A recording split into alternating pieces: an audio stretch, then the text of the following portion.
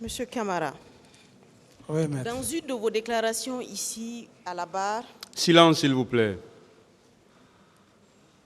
vous avez dit qu'au moment de la signature de l'accord de Ouaga, Oui, au moment où vous étiez en état de convalescence à Ouaga, oui, maître. que le général Konaté ne pouvait pas rentrer en Guinée parce qu'il y avait deux forces très puissantes qui l'attendaient ici. Celle de Moussa Tchegboro Camara et celle de Claude Pivy, qui étaient des forces redoutables. Vous avez expliqué que c'est grâce à votre intervention que ces personnes-là ont pu le laisser entrer et poursuivre la transition. Vous déclaration? Oui, maître. Mais, M. Camara, vous savez, moi, ce que je ne comprends pas simplement, c'est qu'il y a plus de 157 personnes tuées. Vous avez des forces comme ça sous vos mains, et ces forces-là n'ont pas pu vous obéir pour empêcher ce massacre. C'est difficile à comprendre. Oui, maître. C'est pas lié par rapport à cette question. Et comme je l'ai dit tantôt, dans l'armée, selon le règlement, il y a ce qu'on appelle l'indiscipline, la désobéissance. Lorsque le soldat ou les soldats désobéissent, le chef, le règlement,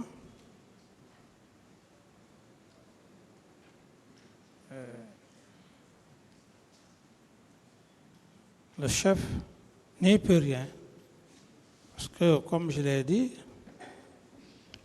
dans l'armée, ce ne sont pas... On a affaire à des hommes. Chaque homme vient avec son éducation et l'armée contribue à parfaire. Mais si il y a des éléments qui violent le règlement, c'est difficile, maître. D'accord. Monsieur Camara, donc vous expliquez que vous étiez impuissant face à ces hommes-là. Non, ce n'est pas dans ce terme. Vous savez, quand on prend l'armée, le droit est fait sur base sociale. Je prends juste un exemple d'une famille. D'accord, mais vous savez, M. Camara, vous pouvez me laisser aller au bout de mes idées, maître? Oui, mais parce que vous parlez de social... Non, en somme, laissez-moi aller au bout de mes idées parce que vous parlez d'impuissance. Je veux juste vous donner un exemple terre à terre. Allez-y. Voilà, j'ai dit que l'armée est à l'image d'une famille. Excusez-moi de l'expression, vous êtes dans cette salle d'audience, vous ne saviez pas à l'instant T ce qui se passe au juste en famille. Et qu'à votre grande surprise, une bonne mère de famille qui donne des conseils, que vous vous retournez et vous vous êtes mis devant des faits accomplis par un élément de la famille. Ce n'est pas parce que vous êtes impuissante, maître. C'est parce que simplement, si on ne parle pas de règlement dans le règlement proprement parlé, si on ne parle pas de famille, vous allez dire c'est parce que tel élément n'a pas obéi à mes conseils ou il n'a pas compris mes conseils. C'est la même chose, maître. C'est indépendamment de votre volonté. C'est ce que je voulais apporter par rapport à votre question pour dire que c'est loin d'être une impuissance. D'accord, M. Camara. Mais M. Camara, vous savez, aujourd'hui, vous comparaissez devant ce tribunal. Oui. On vous juge selon beaucoup de choses parce que nous, on vous a vu ici, président de la République. On vous a vu, vous étiez très véhément. Notamment, il y a l'un des confrères qui a rappelé tout à l'heure que vous aviez un peu humilié votre Premier ministre à l'époque. Vous n'étiez pas allé du doigt de la cuillère, quoi. Vous fonciez, vous étiez quelqu'un qui fonçait. Donc quand il y a des pertes en vies humaines et que vous analysez de cette façon, c'est un peu difficile à expliquer. Monsieur Camara, Oui, maître. donc vous pensez que ce jour-là, vous n'aviez pas la possibilité, je reviens encore à ma première question, d'arrêter ce massacre? Vous dites? Vous n'aviez pas la possibilité d'arrêter le massacre? Comme je l'ai dit, maître, dans ma déclaration, les faits se sont opérés. J'étais mis devant les faits accomplis. Parce que tout homme, personne n'est Dieu pour savoir ce qui peut se passer. Et je ne pouvais pas imaginer que cela pouvait se passer, qu'on se retrouve en face du monde, qu'il y ait des morts. Maître. Donc vous ne pouviez pas imaginer que ça puisse dégénérer. Mais ça avait déjà dégénéré, Monsieur le Président. La traque s'est poursuivie des jours après. Oui. Pourquoi vous n'avez pas demandé un rapport clair à votre ministre de la Défense, à votre ministre de la Sécurité? Parce que ces deux-là étaient directement impliqués. Et aussi à votre ministre de la Santé, pour savoir la réalité des faits. Oui, mais je l'ai tantôt dit ici, maître. Je ne voudrais pas encore revenir sur les faits. Je me suis expliqué longuement. Oui, mais vos explications, M. Camara, quand vous dites que vous n'avez pas demandé au ministre de la Défense pour savoir exactement quels sont les éléments de la garde présidentielle qui étaient sur place, au ministre de la Sécurité, quelles sont les unités ce jour-là qui étaient sur place? Non, certainement, vous n'avez pas compris tout au début de ma déclaration ici. J'ai été clair, maître. Vous avez été clair? Oui, j'ai parlé le cas du ministre de la Défense, quand il est venu. Et tout de suite, on vient de finir avec vos confrères qui m'ont demandé qu'est-ce qu'il a pu faire. J'ai dit rien.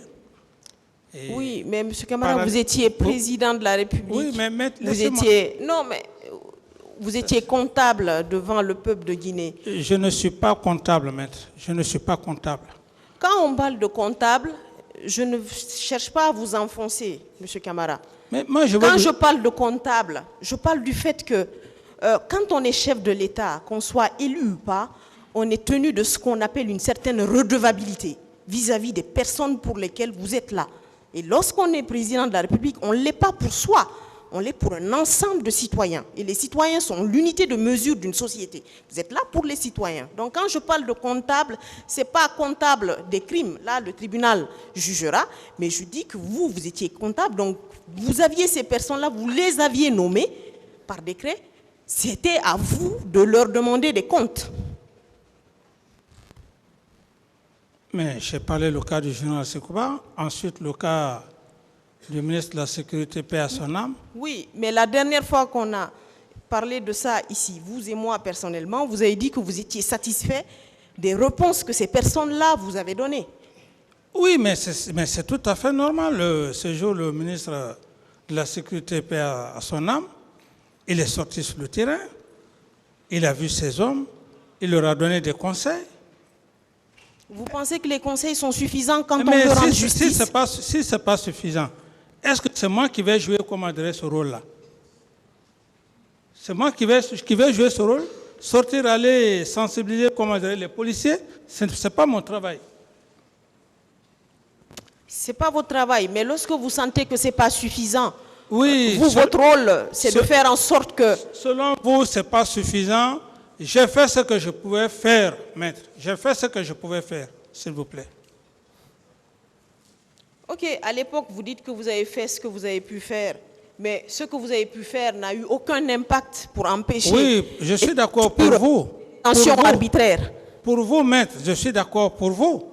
Je ne peux pas vous obliger pour que vous soyez satisfaite par rapport à ce que j'ai eu à faire.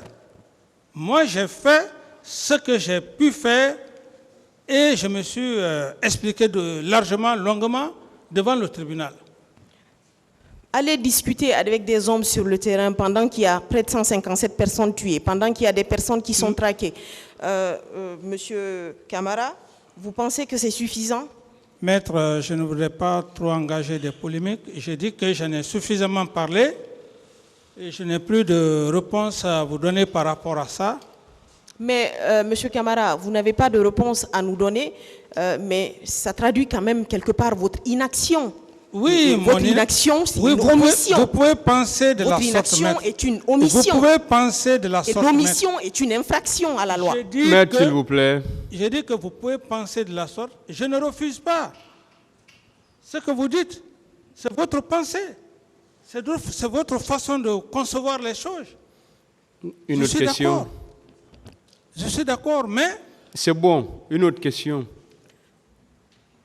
Monsieur Camara, j'aimerais revenir aussi sur des propos que vous avez eu à tenir ici aujourd'hui ou d'autres jours d'ailleurs, vous direz peut-être que ça n'a aucun lien direct avec le procès. Vous dites à chaque fois que vous êtes béni parce que vous êtes en vie. Vous savez, hein, on parle dans ce procès de mort. Ça veut dire que ces personnes-là n'ont pas de bénédiction. Ces 157 personnes qui ont été arrachées à l'affection de leur famille n'ont pas de bénédiction.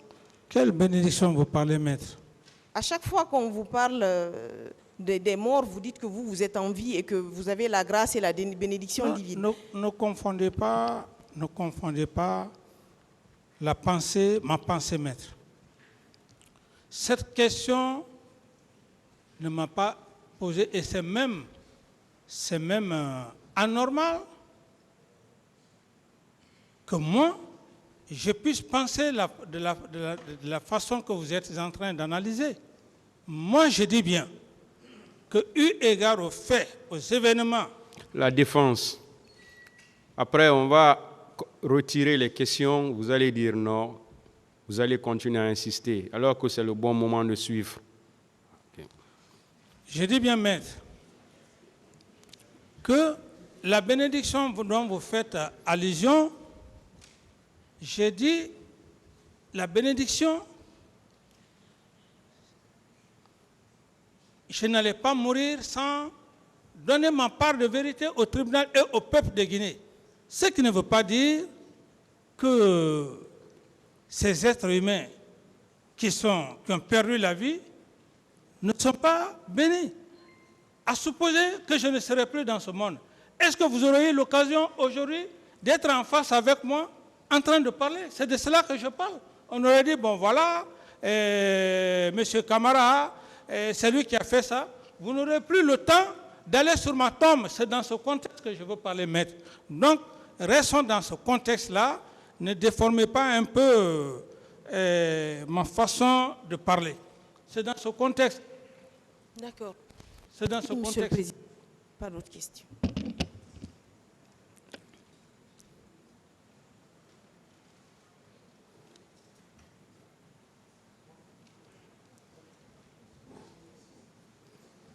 Monsieur le Président, nous vous remercions du temps que vous avez accordé à la partie civile. On en a terminé. Je vous remercie.